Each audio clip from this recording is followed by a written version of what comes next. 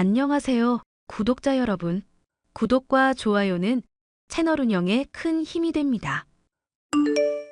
안녕하세요. 저는 이혼하고 딸 하나를 키우고 있는 30대 여성입니다. 어플리케이션 개발자로 대부분의 근무를 재택으로 하기 때문에 혼자 아이 키우는 일은 생각만큼 어렵지는 않습니다. 저를 힘들게 하는 사람은 바로 전 남편입니다. 대기업 엔지니어인 그는 소위 말하는 핸섬한 직장인이었고, 저도 그를 보자마자 첫눈에 반해 결혼을 결심하게 되었습니다. 그러나 남편의 황당한 요구로 저희는 이혼을 하게 되었고, 그 과정에서 마음의 상처를 크게 입었습니다. 지금 생각해보니 그건 시작에 불과했습니다. 전 남편은 이혼 후에도 인간 말종처럼 행동했고, 저는 그의 말과 행동에 휘둘려 제 인생 몇 년을 허비해버리고 말았습니다. 저 같은 피해를 입는 분이 더 이상 생기지 않기를 바라는 마음에서 큰 결심을 하고 사연을 보내게 되었습니다. 여보, 우리 결혼한 지 몇 년 됐지? 5년 정도 됐지? 와, 시간 진짜 빠르다. 10년이면 강산이 변한다는데 5년이면 그 절반이야. 결코 짧은 시간이라고 할 수 없지. 당연하지. 그 사이에 우리 서 생기고 전쟁처럼 육아했는데 짧은 시간은 아니었지. 그래서 말인데 우리 이혼하자. 이혼이라니? 당신 나 몰래 바람 피웠어? 여자 생겨서 이러는 거야? 서엄마, 흥분하지 말고 잘 들어봐. 내 인생의 여자는 당신뿐이야. 죽을 때까지 당신만 사랑하면서 살 거야. 그런데 이혼 얘기를 왜 꺼내? 여보 어디 아픈 거야? 불치병이라도 걸렸어? 마음이 아픈 것도 병이라고 생각한다면 불치병이 맞아. 아무리 생각하고 또 생각해도 이혼밖에는 답이 없어. 두루뭉술하게 말하지 말고 똑바로 얘기해. 이혼을 하겠다는 이유가 뭐야? 오래전부터 생각했는데 나는 결혼 생활이 안 맞아. 당신과 서아가 싫은 게 아니라 이렇게 제도적으로 나를 옥죄는 상황이 싫다는 뜻이야. 그래서 결혼 생활을 중단하고 싶어. 그렇지만 영원히 당신의 남편이자 서아의 아빠로 살 거야. 그거 하나는 확실하게 맹세할 수 있어. 도대체 당신이 무슨 소리를 하는지 모르겠어. 결혼 생활이 안 맞다고 이혼하면 이 세상에 남아있는 부부가 몇이나 있어? 다들 힘들어도 아이 생각하고 배우자 생각하면서 참고 사는 거지. 서아, 지금 한창 이쁘고 귀여운 6살인데 서아 생각은 안 해? 사람이 다 똑같지는 않잖아. 배우자가 싫은데도 참고 사는 사람도 있고, 아이가 싫은데 참고 사는 사람도 있는 것처럼 나는 당신과 서아를 너무너무 사랑하는데 이 결혼이라는 형식이 싫어. 결혼이라는 허물을 벗고 나라는 사람 그 자체로 당신과 서아에게 최선을 다하고 싶어. 그게 내 마음이야. 나랑 서아에게 최선을 다할 거면 지금 이 상태 그대로 최선을 다해. 굳이 결혼이라는 허물을 왜 벗어야 하는지 도통 모르겠네? 나를 둘러싼 껍데기들을 전부 벗겨낼 거야. 나라는 인간이 어떤 사람인지 탐구하고 진정한 삶의 의미를 찾고 싶어. 그래서 이혼을 제의하는 것뿐이지 다른 뜻은 없어. 서류상으로 남남이더라도 우리는 영원히 부부야. 서류 때문에 유지되는 관계가 아니라 우리의 마음이 이어져 있는 진짜 부부. 그래서 정말로 이혼을 하겠다고? 나랑 서아를 두고? 이혼이라는 거창한 단어를 붙이니까 내가 마치 나쁜 사람이 된 것 같잖아. 우리는 이혼하는 게 아니라 잠시 떨어져 있는 것뿐이야. 속세가 싫으면 출가하는 것처럼 잠시 결혼 제도를 떠나 있고 싶어. 그렇게 잠시 내 마음의 여유를 갖다가 다시 결혼 생활을 할 수 있는 에너지가 생기면 다시 돌아올게. 다시 돌아오겠다고? 그럼 잠깐 이혼했다가 나랑 다시 결혼할 생각이 있다는 거야? 음, 이혼하고 나서도 계속 당신과 만날 거고 서아와 시간 보낼 거야. 그리고 마음의 준비가 되면 다시 당신과 가정 꾸릴 거고, 당신도 이혼이라고 생각하지 말고 잠시 나랑 떨어져 지내는 거라고 생각해. 그럼 그냥 주말부부 하면 되잖아. 이혼을 도대체 왜 해야 해? 결혼이라는 족쇄를 풀고 진정한 자유인이 되어서 당신과 서아를 사랑하고 싶어. 그게 진짜 사랑이야. 결혼이라는 형식으로 묶인 사랑은 사랑이 아니라고. 내 말 이해하지? 난 죽을 때까지 당신만을 사랑해. 가짜 사랑이 아니라 진짜 사랑. 남편에게서 결혼 생활을 잠시 중단하고 싶다는 소리를 들었을 때는 이게 뭔 소리인가 싶었습니다. 그런데 남편은 계속해서 논리적으로 저를 설득했고, 저 역시 결혼 제도의 답답함을 모르는 바가 아니었기 때문에 묘하게 설득당하는 저 자신을 발견했습니다. 그렇게 저희는 길다면 길고 짧다면 짧은 결혼 생활을 정리하게 되었습니다. 주변에서 경제적인 문제로 서류상으로만 이혼하고 실제로는 부부처럼 지내는 사람들을 알고 있었기 때문에 저 역시 그런 거라고 생각하고 살았습니다. 남편은 자신이 말한 대로 이혼 후에도 저와 딸에게 신경을 많이 썼습니다. 당신, 주변에서 당신한테 꼬리치는 남자 없지? 남자들 다 도둑놈들이라서 당신 이혼한 거 알면 괜히 들이댈 수가 있다고. 그런 놈들 말 절대 믿지 마. 나 재택근무라서 누구 만날 일도 없는데 갑자기 나한테 남자 얘기는 왜 하는 건지 모르겠네. 당신이야말로 무슨 일 있어? 나한테 일은 무슨 일? 세상이 워낙 흉흉하니까 그렇지. 당신 절대로 남자 만날 생각은 하지도 마. 나 지금 서아 키우느라 바빠서 남자 만날 생각도 없지만 듣다 보니까 묘하게 이상하네. 어쨌든 우리 이혼한 거는 맞잖아. 당신이 결혼 생활 싫어서 뛰쳐나간 거고. 근데 왜 내 남자 문제에 당신이 간섭해? 내가 분명히 말했잖아. 다시 결혼 생활이 하고 싶어지면 당신에게 돌아갈 거라고. 그러니까 당신은 다른 남자 만나지 말고 나 기다리고 있어야 해. 언제까지? 나 늙어서 꼬부랑 할머니 돼서 죽을 때까지? 그렇게 오래 걸리지 않을 거야. 당신이 나 믿고 기다려주면 몇 년 안에 다시 돌아갈 거야. 처음 이혼할 때는 다시 돌아온다는 당신 말을 믿었는데 시간이 점점 흐르다 보니까 나도 사실 혼란스러워. 이미 이혼했는데 굳이 당신이랑 다시 합쳐야 할 이유도 모르겠고. 시키는 대로만 해.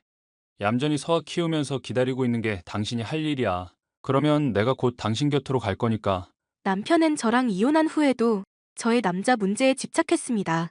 저는 사실 다른 남자를 만날 생각도 아예 안 했는데 남편이 자꾸만 그 문제를 거론하니까 오히려 반발심이 생기더라고요.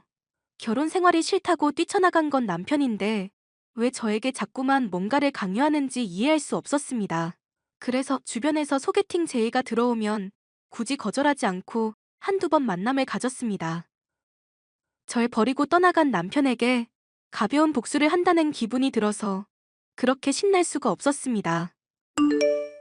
최진이, 너 미쳤어? 오늘 내 친구가 너 남자랑 밥 먹고 있는 거 봤대. 분위기 보니까 딱 소개팅이라던데. 너 나 몰래 남자 만나냐? 친한 언니가 한번 만나보라고 해서 잠깐 얼굴 본 것뿐이야. 연애한 것도 아니고 그 후로도 다시 만난 적 없어. 근데 내가 이걸 왜 당신한테 설명해야 해? 우리 이미 이혼했는데?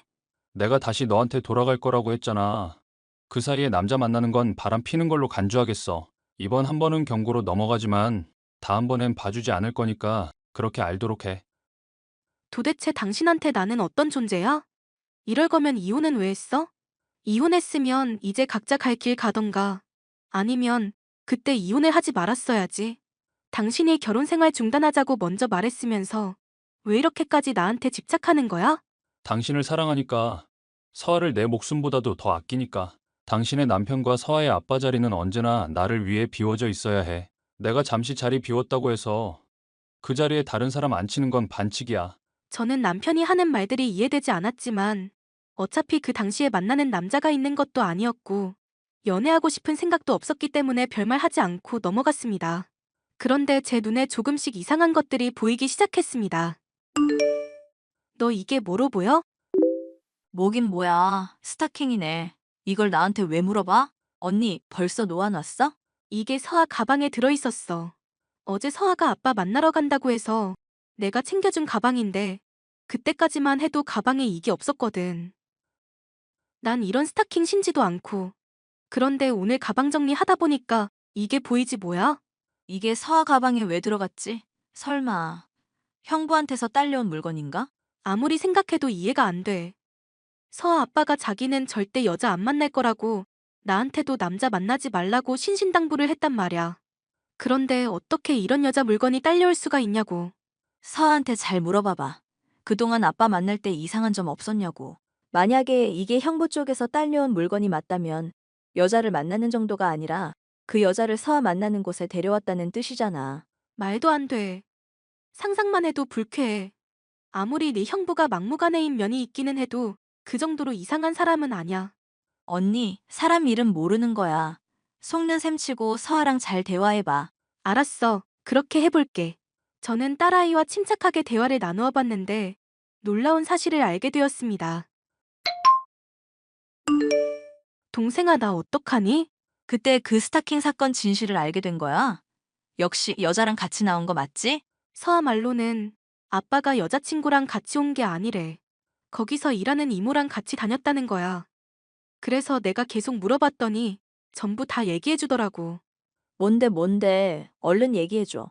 놀이공원에 들어갔는데 아빠가 여기서는 반드시 가이드랑 함께 다녀야 한다고 했다면서 어떤 여자를 불렀다는 거야. 그래서 아빠랑 가이드, 이모랑 서아랑 셋이 다녔대. 대놓고 바람을 피는구나.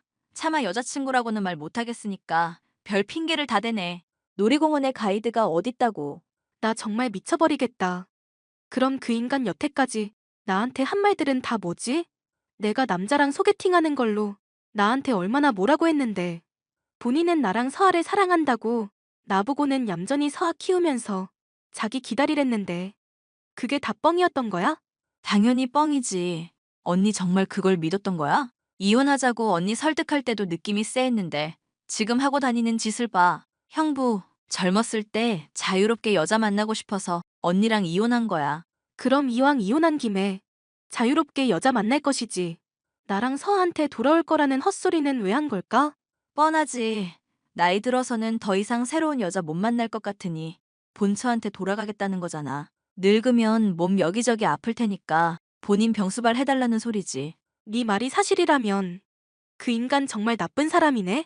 이제 형부 받아주지 말고 언니도 제발 새 인생 살아. 그동안 옆에서 지켜보는 거 정말 답답했어. 마지막으로 부탁이 있어. 뭔데? 그 인간 집에서 며칠 동안만 감시를 좀 해줘. 만약에 만나는 여자가 있다면 분명히 집에 불러들일 거란 말이야. 증거를 기어이 봐야지만 마음이 편하겠어? 내 성격 알잖아. 눈으로 봐야지만 받아들이는 거. 언니 마음이 정 그렇다면 할 수 없지. 내가 형부랑 다른 여자랑 있는 사진 찍어올 테니까 언니는 며칠만 기다려. 형부 정말 대단하네? 왜 그래? 뭐 좀 발견한 거야? 여자가 한두 명이 아니야. 매일 집에 들어올 때마다 데리고 오는 여자가 달라져. 뭐라고? 그럼 그때 놀이공원에 같이 갔던 여자 한 명 만나는 게 아닌 거야? 그 사람이 누군지는 모르겠지만 아마 그날 하루 같이 놀고 헤어졌을 가능성이 커. 하루도 안 빠지고 매일매일 여자랑 팔짱을 끼고 오는데 어떻게 다 다른 사람일 수가 있는지 신기할 지경이라니까? 그래 놓고서는 나한테 남자 만나지 말라고 소개팅도 하지 말라고 깽판을 놨단 말이야? 나 너무 열받아. 지금이라도 제대로 알았으니 다행이지. 형부가 놀 거 다 놀고 나서 병들고 아플 때 언니한테 합치자고 했으면 어떡할 뻔했어? 형부가 이런 인간인 거 몰랐으면 언니 또 마음 약해져서 받아줬을 거잖아. 그래도 서 아빠니까 이러면서 맞아, 그랬겠지. 서아 아빠라는 생각 때문에 지금 제대로 된 상황 판단이 안 되는 상태야. 이제 어떡할 거야? 이미 이혼도 했는데 서아 데리고 잠적해버리는 건 어때? 그 인간 지구 끝까지라도 나한테 찾아올 거야. 확실하게 그 인간이랑 끝을 내야만 해. 무슨 계획이라도 있는 거야? 네가 우연인 것처럼 그 인간이랑 길거리에서 부딪혀봐. 그러면서 나 재혼 준비한다는 식으로 은근슬쩍 흘려보면 어때? 재혼 준비? 언니 설마 진짜 남자 있는 건 아니지? 내가 남자가 어딨냐. 서아 보는 것도 바빠 죽겠는데. 거짓말로 슬쩍 떠보라는 거야. 그 인간 어떻게 나오는지 좀 보려고. 진짜 재밌겠다. 형부 얼굴 일그러지는 거 한번 봐야겠네? 저는 남편에 대한 분노가 너무 커서 이대로는 넘어갈 수 없었습니다. 그래서 남편이 가장 싫어하는 주제, 남편이 가장 무서워하는 것, 저희 재혼을 언급하기로 했습니다. 방금 처제 만났는데 당신 아니지? 처제가 헛소리 한 거지? 누구세요? 저 이미 이혼해서 제 동생을 처제라고 부를 사람이 없는데요. 너 정신 차려. 애 키우다가 힘들어서 돌아버렸니? 나야 너의 영원한 남편이자 유일한 남편. 이미 이혼했는데 남편이 어딨냐? 전 남편이지. 그래. 네 전 남편이 다 됐냐? 근데 너 그거 사실이야? 재혼한다고? 응. 너무너무 좋은 사람 만나서 재혼하기로 결심했어. 너보다 100배, 1000배 더 멋지고 좋은 사람이야. 내가 너한테 돌아간다고 했잖아. 얌전하게 기다릴 것이지. 무슨 정신머리로 재혼을 결심해? 그것도 애 딸린 이혼녀가. 너 말 한 번 잘했다. 나 이혼녀야. 그러니까 재혼을 하는 것도 내 마음이야. 전 남편인 네가 상관할 바가 아니라고. 우리 결혼 생활을 잠시 중지한 거지. 완전히 헤어진 거 아니야. 내가 너랑 서한테 얼마나 잘해? 이혼하고 나서 나만큼 잘하는 남편 있어? 너 자유롭게 해주고 서아 만나서 잘 놀아주고 내가 이렇게까지 하는 이유가 뭐겠어? 지금 잠시 사정이 생겨서 떨어져서 지내지만 언젠가는 다시 돌아가고 싶다고 했잖아. 그러니까 나 기다려달라는데 그게 그렇게 어려워? 개소리도 아주 신박하게 하는구나. 네가 하는 말 전부 역겨우니까 오늘부로 내 연락 차단할게. 서엄마, 당신 왜 그래? 무슨 화나는 일 있어?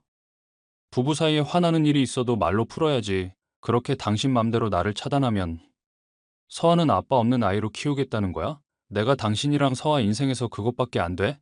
내가 왜 이러는지 정말 모르겠어? 그래, 제발 이유라도 알려줘. 너 똑바로 얘기해봐. 여자랑 놀고 싶어서 나랑 이혼한 거지? 그런 거 아니라니까. 제발 지금이라도 솔직해져봐. 얼마 전에 서아랑 놀이공원 갔을 때 여자 데려왔다며? 서아가 그래? 걔 아직 어린데 서아 말만 듣고 이러는 거야? 서한테는 놀이공원 가이드라고 했다며? 거짓말을 할 거면 현실적으로 하던가. 누가 들어도 안 믿을 뻥을 치면 어떡하자는 거야? 그리고 니네 집에 같이 들어가는 여자들 매일 바뀐다면서? 그 여자들은 또 뭐니? 내가 당신이랑 떨어져 지내면서 시간이 많으니까 그동안 오랫동안 못 봤던 육촌 누나도 만나고 대학 선후배들도 많이 만났어. 그 사람들 보고 당신이 오해한 것 같은데 그거 사실 아냐? 내가 만나서 다 설명할게. 지금 내가 당신 집으로 갈까?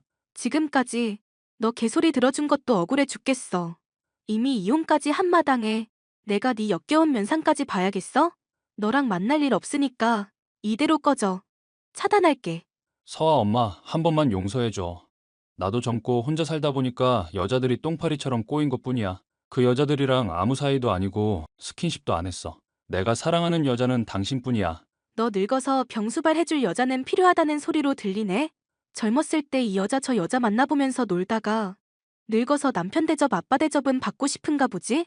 그런 거 아니야. 나 사실 이제 거의 마음 정리했어. 앞으로 3년 안에, 아니 1년 안에 당신이랑 서아 곁으로 돌아갈게. 우리 다시 혼인신고하고 정식으로 잘 살아보자. 싫은데? 나갈 때는 네 맘대로 나갔어도 돌아올 땐 그렇게 안 되지. 다른 여자들 만나면서 신나게 사세요. 그렇게 늙어 죽어도 아무도 너 안 찾을 거니까. 서엄마, 희진아, 제발, 날 용서해줘. 저는 그렇게 전 남편과의 구질구질한 관계를 끝냈습니다. 아이에게는 이런저런 이유로 아빠를 자주 볼 수 없을 것 같다고 했더니 금방 받아들이더라고요. 사실 아빠를 만나서 재밌게 놀아주지 않는다면서 저랑 있는 게 훨씬 좋다고 해줬습니다. 저한테는 개차반이었어도 아이에게는 좋은 아빠인 줄 알았는데 그것 역시 저의 착각이었나 봅니다. 제 사연을 들으시는 분들께서 저를 답답하다고 욕하실 수도 있지만 모든 의견은 겸허히 받아들이겠습니다.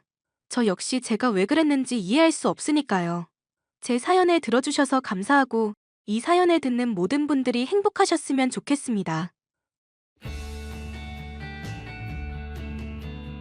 안녕하세요, 구독자 여러분. 구독과 좋아요는 채널 운영에 큰 힘이 됩니다. 안녕하세요.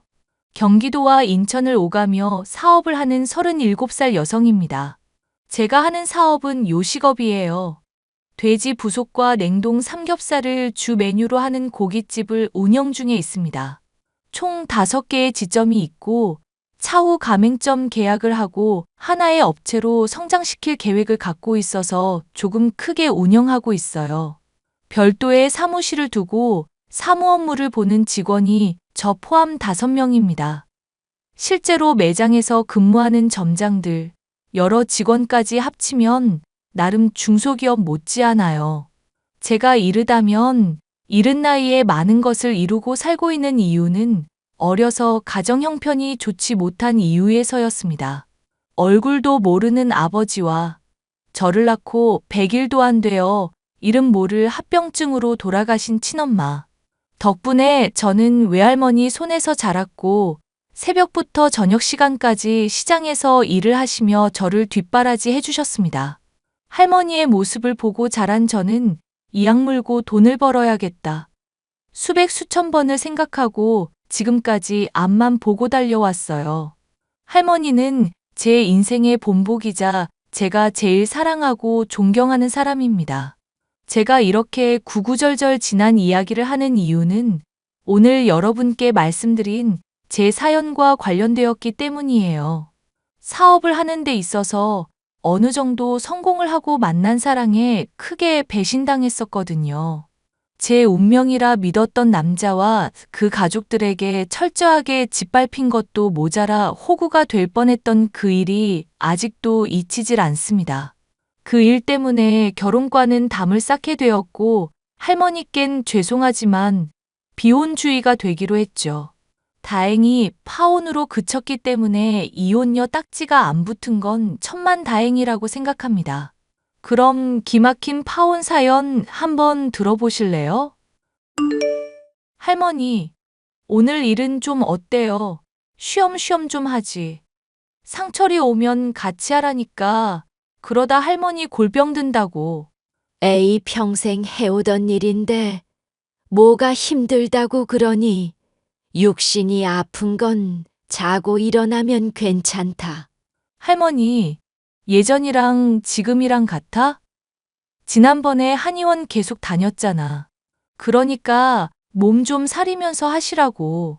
살 만큼 살았는데 미련도 없고 그저 할 수 있을 때까지 일하다 죽을 거야. 할머니, 내가 죽는다는 소리는 하지 말랬지? 나랑 오래오래 살아야지. 나한테는 할머니가 전부란 말이야. 너도 이제 나이 먹을 만큼 먹었잖냐. 적당히 좋은 놈 만나서 시집가서 토끼 같은 자식들 낳고 살아야지. 언제까지 이 늙은 할머니 끼고 살래? 에이, 서운하게 왜 그래, 진짜. 난 할머니밖에 없단 말야. 아직 할머니한테 배울 것도 많고 할머니가 이렇게 딱 버티고 있어줘야 내가 일할 맛이 나지. 어휴, 내가 우리 손녀 고집을 어떻게 꺾니? 이럴 때 보면 하늘에 있는 네 엄마랑 똑 닮았구나. 엄마도 이랬어? 그럼 너보다 더 했으면 더 했지. 그리고 이만큼 배웠으면 다 배운 거다. 이미 너 혼자 해도 될 수준이야. 내가 할머니한테 아주 혹독하게 배우긴 했지. 앞으로도 잘 부탁해요. 오늘 모처럼 일찍 장사 끝내고 우리 맛있는 거 먹으러 가요. 알겠다. 상철이도 같이 가자. 하루 종일 고생했는데 밥 한 끼 먹여야지. 그 시절 할머니는 정육점을 운영하셨던 외할아버지에게 시집 오셨는데 유일하게 배운 기술이 고기 손질하는 기술이었어요. 살림은 두말할 것도 없었습니다. 평생 자식들 뒷바라지하며 사셨는데 외할아버지가 돌아가시면서 그때부터가 고생이었죠. 급격히 기운 가정 형편에 갑작스레 가장이 되셨고 아픈 엄마와 핏덩어리인 저를 보살피면서 팔자에도 없는 노동을 하신 겁니다. 그래도 저희 사정을 딱하게 여기신 시장 정육점 사장님의 도움으로 할머니는 일을 하시며 생계를 이어나갈 수 있었어요. 그 모습을 보고 자라서 그런지 저는 어려서부터 일찌감치 돈을 벌어야겠다고 생각했습니다.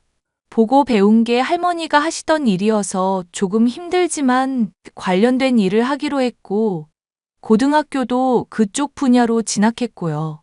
남들은 인정해 주지도 않는 그런 학교를 뭐 하러 다니냐 손가락질했지만 나름 특성화 고등학교였고 제가 할 수 있는 일을 배울 수 있다는 점이 참 좋았거든요. 학교가 끝나면 할머니를 도와드리는 게 습관이 돼서 그런지 자연스레 실력도 쌓게 되고 그걸 직업으로 삼았습니다. 처음엔 많이 칼질을 해봐야 한다며 도축장에서 가죽 벗기는 일, 고기 분류하는 일을 주로 했습니다. 그래서 그걸 미천으로 지금 이렇게 어엿한 사업가가 된 거고요. 아무튼 할머니는 저를 금지옥엽 키워주신 아주 고마운 분입니다. 할머니가 제 삶의 활력소이자 인생을 살아가게 해주는 원동력이거든요. 지은아, 일이 아주 바쁘지? 그럼 할머니, 정말 몸이 10개라도 모자랄 것 같아. 사업이 이렇게 힘든 줄 알았으면 그냥 정육점만 꾸준하게 운영하는 건데. 어이구, 그러게 뭘 했냐. 너 분명히 힘들어 투덜투덜 될 거라고 했지? 이왕 시작한 거 끝을 봐야 하니 힘들어도 묵묵히 버틸 수밖에 없다. 이제 시작인데 그만두면 아깝잖니? 그건 나도 그래요. 내가 욕심이 많아서 자초한 거니까 어떻게 해서든 끝까지 해내야지. 정육점은 걱정하지 말아라. 성현 씨가 힘도 잘 쓰고 일머리도 있고 여러모로 도움이 많이 되고 있어. 사장님 덕분에 제가 더 많이 배우고 있습니다. 역시 연륜은 무시 못해요. 저도 기술 좋다고 칭찬 많이 받았는데 사장님 하시는 거 보면 따라가기 어렵다니까요. 허허, 입에 발린 소리 그만하게. 그래도 젊은 사람 뒤따라가기 어렵지. 나도 많이 늙어서 힘이 딸려 예전 같지 않다 이거야. 내가 보기에도 그래. 성현 씨 말대로 할머니 기술은 최고거든. 아직도 동네 단골 손님들이 할머니가 손질한 고기만 찾잖아. 이참에 성현 씨 수제자 삼아. 어휴, 그러면 저야 감사하죠. 이렇게 배울 수 있어서 영광입니다, 스승님. 호호 젊은 사람이 넉살 좋은 거 보게 내가 사람 하나는 잘 골랐네. 앞으로 잘 부탁함세.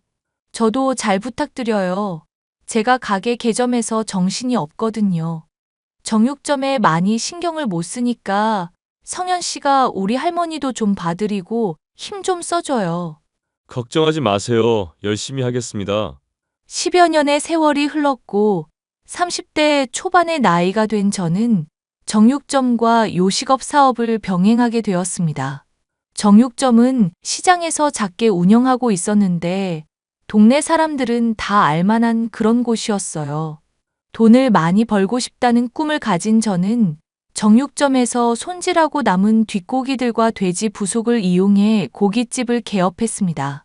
워낙 일 욕심이 많았던 데다 정육점과 병행하며 할 수 있는 일이 무엇이 있을까 생각했는데 고민할 것도 없이 바로 고깃집이더라고요. 어렵사리 모아둔 돈과 약간의 대출을 받아 인천 부평 지역에서 지금의 가게를 개점했습니다. 바로 1호점이었죠. 호기롭게 시작한 첫 사업은 대성공을 거두었습니다. 마침 유튜버들이 먹방이라는 주제로 막창이나 통대창 등 돼지 부속들이 한참 인기였는데 그 인기에 힘입어 장사가 무척 잘 됐거든요. 물론 개업 효과라고 해서 초반에는 지인 손님들도 제법 있었고 홍보업체를 통해 과감히 투자해서 그런지 맛집으로 소문나서 오픈한 지 반년도 안 된 시점에 월 매출 6천만 원 찍었습니다. 가게가 10평 남짓한 작은 공간이라 회전율이 높아야 했는데 구이 특성상 빨리 먹고 치고 빠지는 건 어려웠어요. 대신에 저만의 방법으로 당시엔 조금 생소했던 배달 서비스를 시작해서 조금이라도 빠르고 간편하게 먹을 수 있게끔 했어요. 그랬더니 손님들의 입소문을 타고 여기저기 소문이 나게 되면서 명성을 얻기 시작했습니다. 자기야, 오늘은 정육점에 안 들릴 거지? 가게 일이 바빠서 여기 좀 도와주고 들어가야 할 것 같아.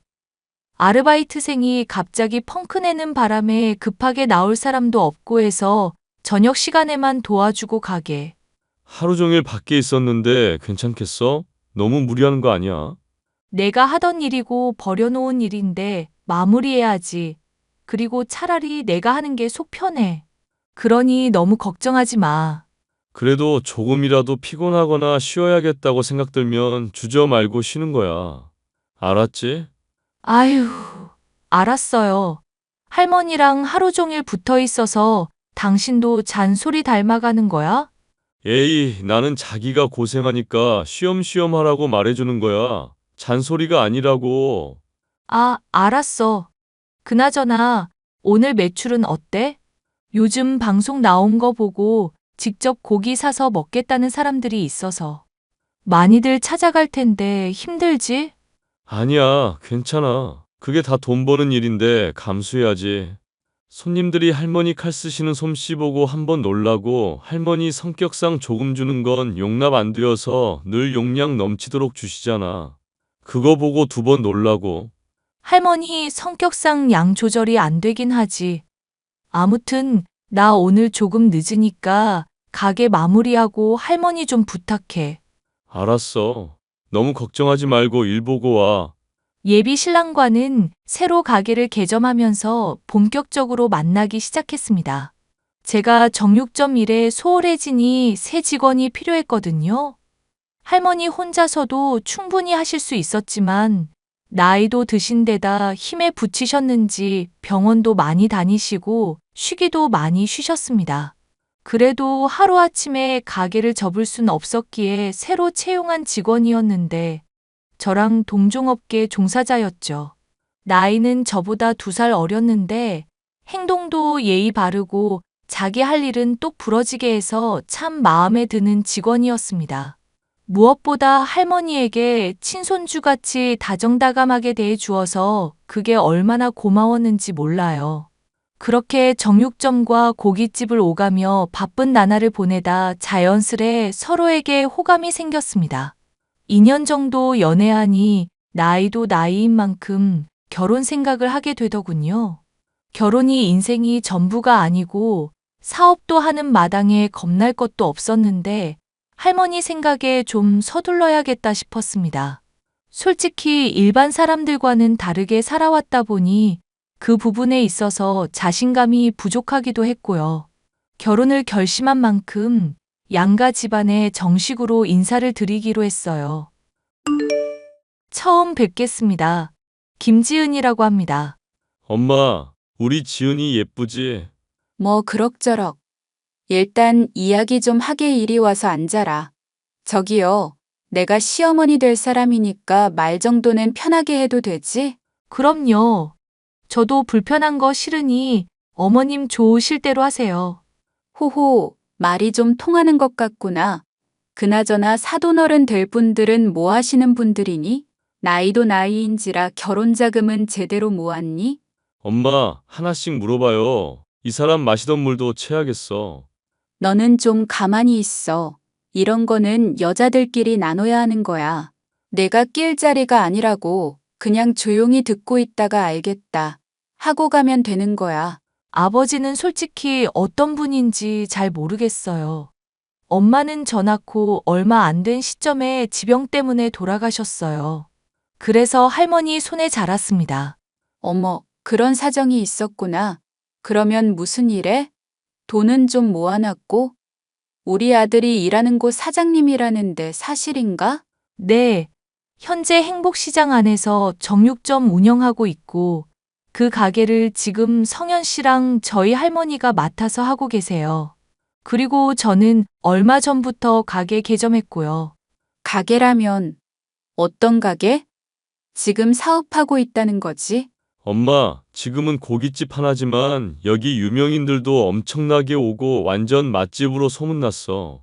그래봤자 뭐 얼마나 벌겠니?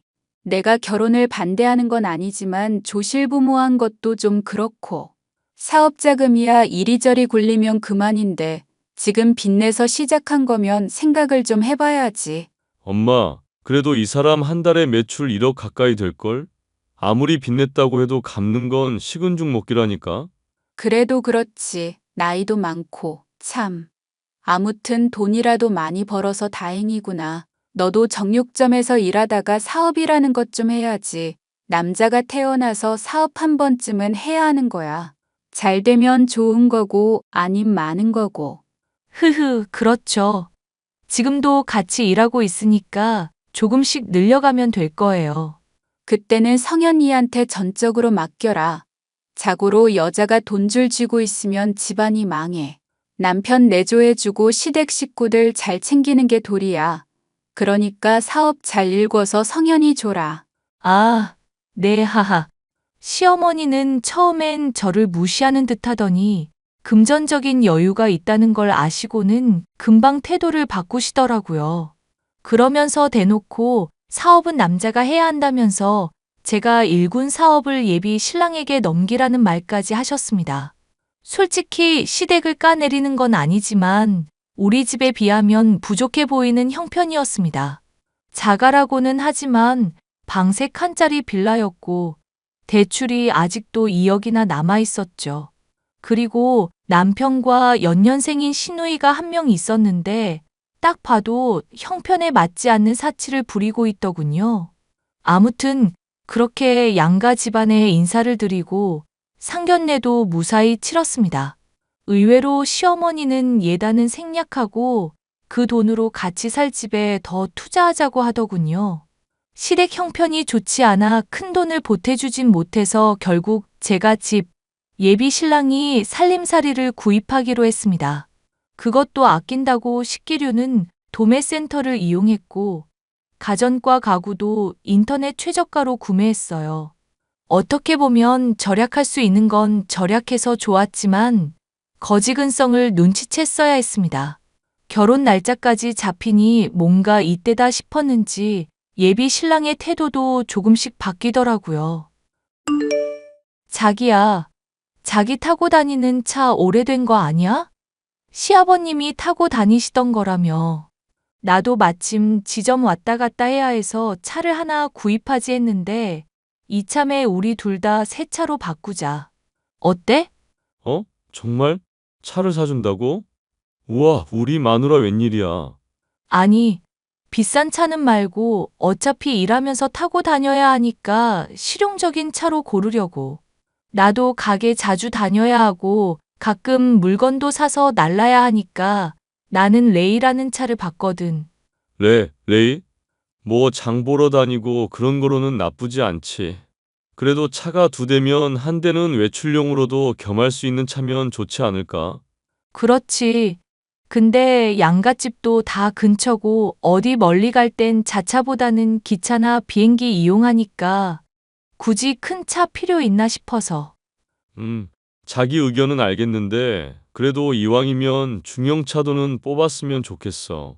오래 탈 거 생각해서. 그런가? 난 레이 한 대랑 아반떼 정도 생각했는데. 아반떼는 무슨 K7 정도는 타줘야지. 이왕 사는 거 외제차면 더더욱 좋지만. 자기야, 이번에 가게 개점하면서 금전적인 부분 마이너스인 거 알잖아. 우리 결혼하는 것도 그렇고 집도 얻으면서 돈 많이 썼다고. 그래서 적정선에서 고르자는 건데. 아, 알겠어. 일부러 나 눈치 주는 거야, 뭐야? 그런 뜻 아니란 거 잘 알잖아. 아무튼 나는 레이 살 거야. 당신도 잘 골라봐. 아니면 이번 주에 같이 매장 가보던가. 정말? 일단 알겠어. 솔직히 일하면서 고급스러운 차가 굳이 있어야 하나 싶었습니다. 하지만 남편 말대로 한 대 정도는 비싸진 않더라도 적당한 차는 있어야 하겠더라고요. 제가 여자라 그런지 모르겠지만 차에 대해 그렇게 욕심이 있던 편이 아니라 크게 신경을 쓰지 않았었습니다. 결국 예비 신랑의 고집대로 K7인지 뭔지 하는 차량을 구입했습니다. 그래도 양심이 조금이라도 있는지 차 살 때 1,000만 원 보태더라고요. 물론 나머지는 제 돈이었지만요. 그렇게 하나하나 준비하며 결혼 준비도 막바지에 이르렀어요. 사업하랴, 결혼 준비하랴, 양가 식구들 챙기랴 정신이 없었습니다.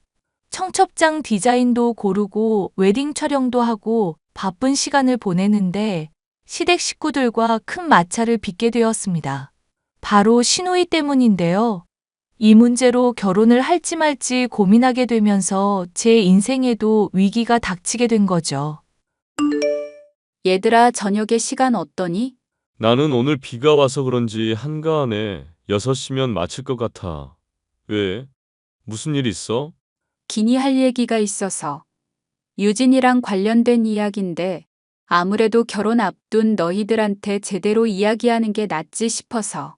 그리고 어차피 새아가도 우리 식구 될 건데 같이 알아야 할 것 같아서 부르는 거다.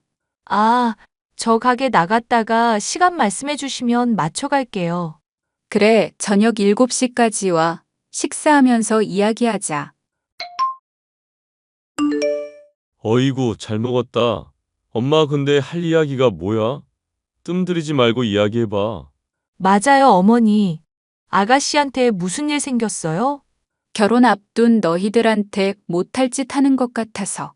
뭔데 그러세요? 아가씨 어디 아프기라도 해요? 아니면 어머님이 어디 불편하세요? 그런 게 아니라 내 시누이가 결혼을 하고 싶다는구나. 얼마 전부터 만나던 남자친구랑 결혼을 하고 싶다느니 생떼를 부리지 뭐니. 가뜩이나 없는 형편에 너희들 결혼식 준비하느라 바쁜데 이왕 하는 거 자기도 시켜달라면서 성화야. 저희 결혼하고 나서 하면 되잖아요. 차근차근 준비해서 진행하면 되는데 문제될 건 없다고 보는데요. 서방님 되실 분이 문제가 있어요? 아니, 그런 것도 아니다. 내가 너 조무사로 일하는 거 알지? 그 병원에 일하는 의사인가 보더라고. 너무 과분한 상대라서. 이야, 유진이 걔는 어디서 그런 거물을 물어왔대? 자기야, 사람 보고 거물이 뭐야. 아가씨가 좋은 남자 만난다는데 축하해주진 못할 망정. 아무튼 그 사람이랑 꼭 결혼해야겠다더구나. 근데 알다시피 너희가 곧 결혼을 앞두고 있고 그쪽 집안에서도 남자가 나이가 있으니 좀 서두르는 모양이고. 그럼 준비하는 게 어떨까요?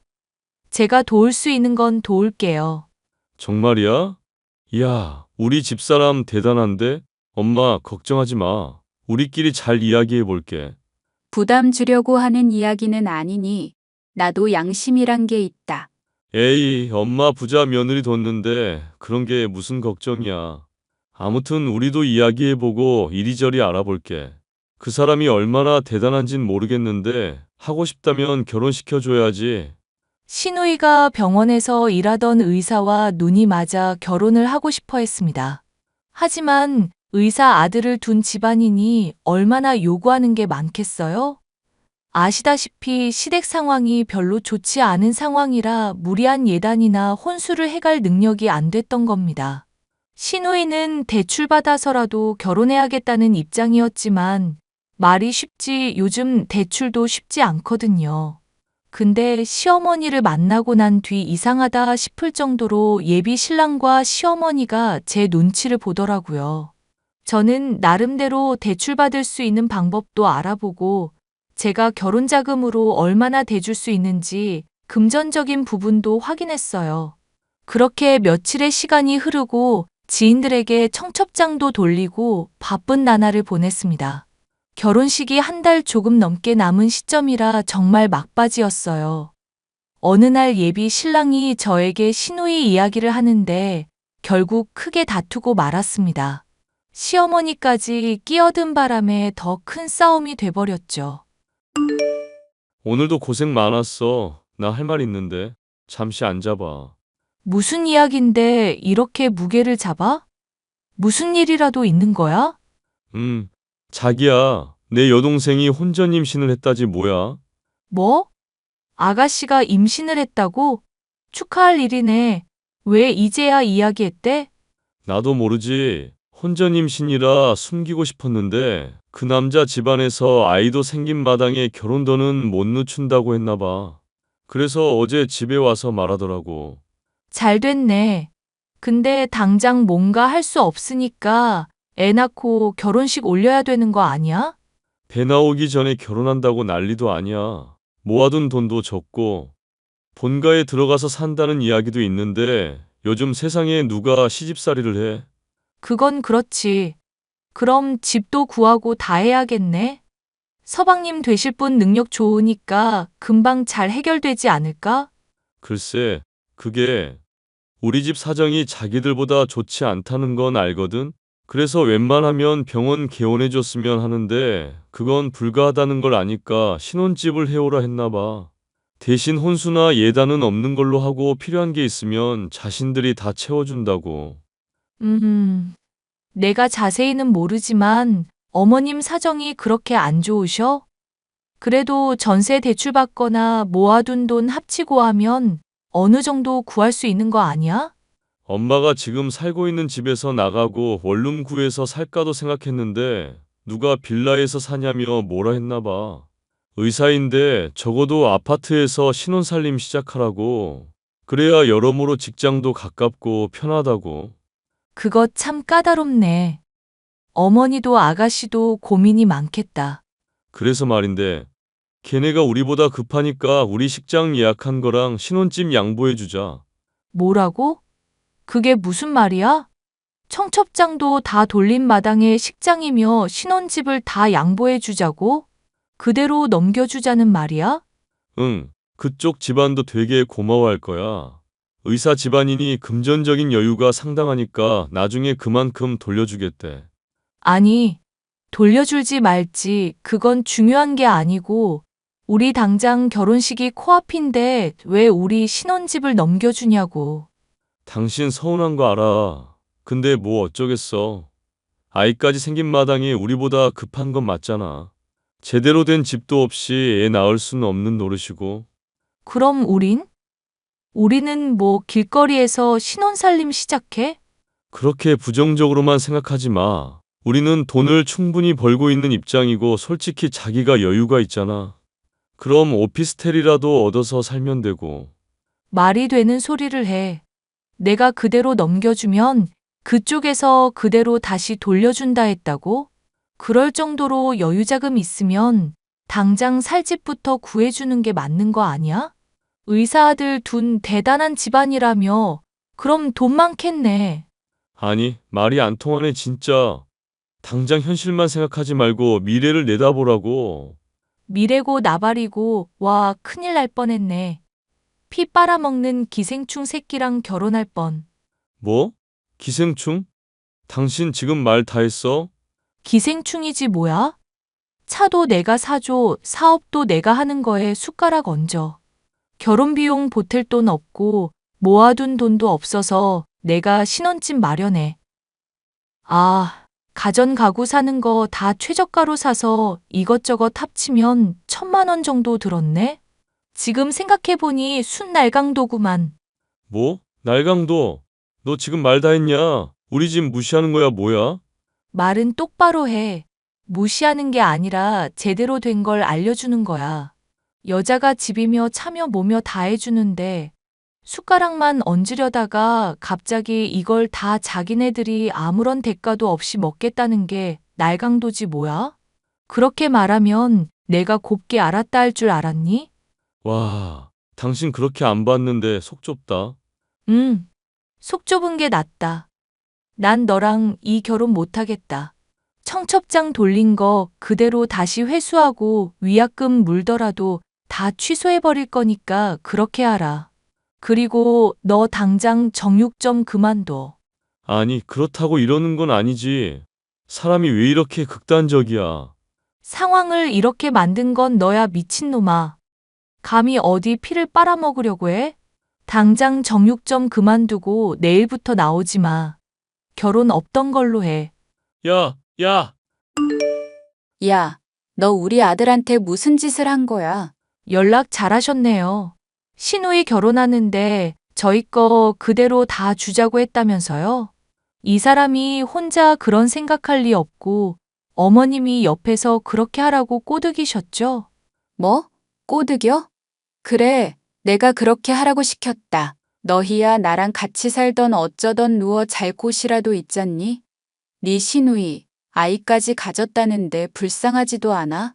그게 왜 불쌍해요? 자기들이 좋아서 만든 아이를 지금 나보고 책임지라 이거잖아요. 살 집도 구해줘, 식장도 내놔라. 이게 무슨 심보예요? 아무튼 난 이 결혼 못하니까 그렇게 아세요.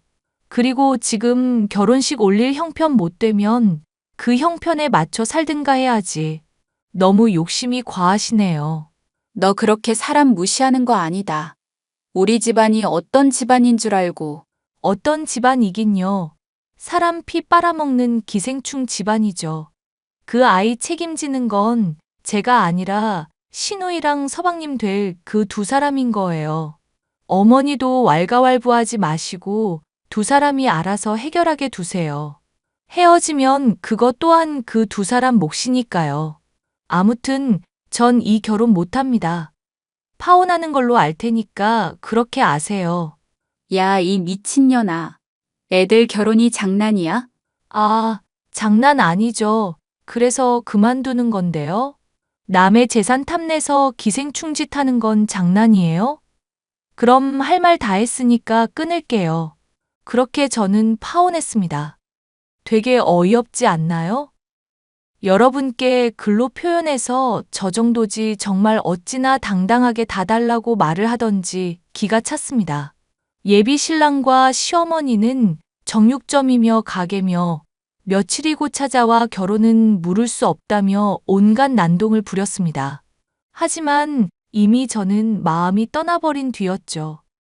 할머니도 제 파혼 사실을 아시고는 마음 아파하셨지만 그 이유를 알고 나니 예비 신랑과 시어머니에게 호통을 치셨더랬죠. 살면서 할머니가 그렇게 화내는 건 처음 봤을 정도니까요. 신혼집에 예비 신랑이 사들인 가전과 가구는 이삿짐 센터를 통해 모조리 시댁으로 보내버렸습니다. 수용할 공간이나 있는지 모르겠지만 자기들이 알아서 처리하겠죠. 저는 파혼을 했기 때문에 더 이상 신혼집에 살 이유가 없어졌어요. 그대로 모든 짐을 빼서 할머니 집으로 들어갔습니다. 그렇게 모든 일이 마무리되고 저는 지금까지 사업을 하며 바쁜 나날을 보내고 있어요. 저와 파혼한 뒤 예비 신랑은 서울로 건너가 마장동에서 정육점 직원으로 일을 시작했다네요. 근데 충격적인 건 시누이가 임신한 그 아이가 다른 남자의 아이였다는 사실을 알게 되었습니다. 당연히 파혼을 했고 지금 시댁에서 지내고 있다는데 제가 신경 쓸 건 아니죠.